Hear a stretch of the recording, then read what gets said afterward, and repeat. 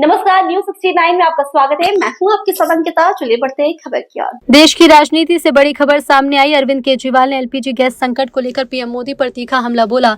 Press conference के दौरान केजरीवाल ने कहा कि देश में गैस की भारी किल्लत है और इसकी वजह सरकार की विदेश नीति। उन्होंने दावा किया कि भारत में आने वाली गैस का बड़ा हिस्सा स्ट्रेट ऑफ हॉर्मुज से आता था, जो युद्ध के कारण प्रभावित हुआ।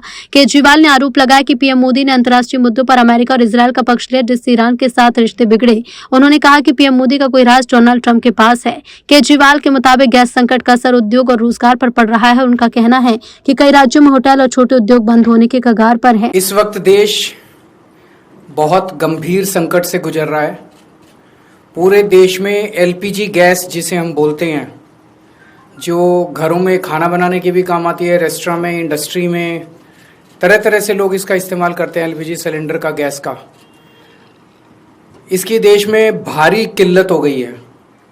और उसका कारण है कि पूरे देश में जितनी डेली प्रोडक्शन होती है उसकी 50% प्रोडक्शन कम हो रही है, 50% प्रोडक्शन कम हो रही है।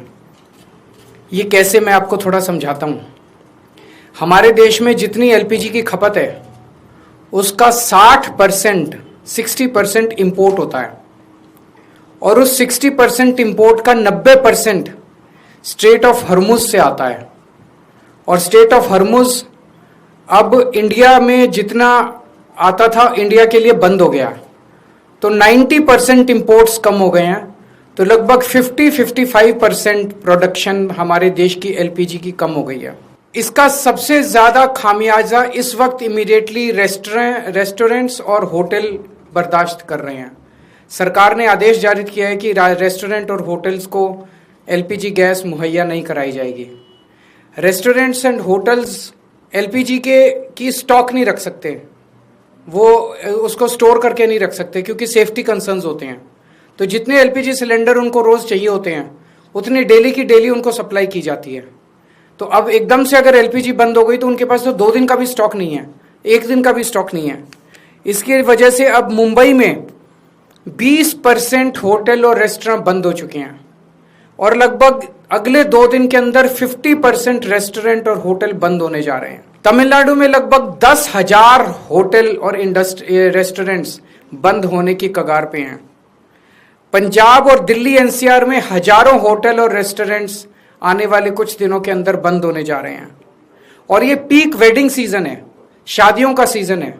तो मुझे लगता है अगर ये जारी रहा तो बहुत सारे लोगों को शादियां पोस्टपोन करनी पड़ेंगी। और इसी तरह की कहानियां बेंगलोर, हैदराबाद, पश्चिम बंगाल, छत्तीसगढ़, हरियाणा, बिहार, सब जगह से आ रही हैं। मोरबी जो गुजरात में है, जिसको कि टाइल इंडस्ट्री का एक तरह से कैपिटल माना गया है, वहां पे 650 इंडस्ट्रीज हैं। उनमें से 170 इंडस्ट्री बंद हो चुकी है और 1 लाख लोग बेरोजगार हो चुके हैं। पूरे देश में इससे 1 करोड़ से ज्यादा लोगों के एकदम से बेरोजगार हो जाने की आशंका है। और इतने बड़े स्तर पे अगर लोग बेरोजगार हो गए तो क्या स्थिति होगी, हम सोच सकते हैं। और पिछले दिनों में सरकार ने कॉमर्शियल भी और डोमेस्टिक भी दोनों एलपीजी के दाम काफी ज्यादा बढ़ा दिए हैं।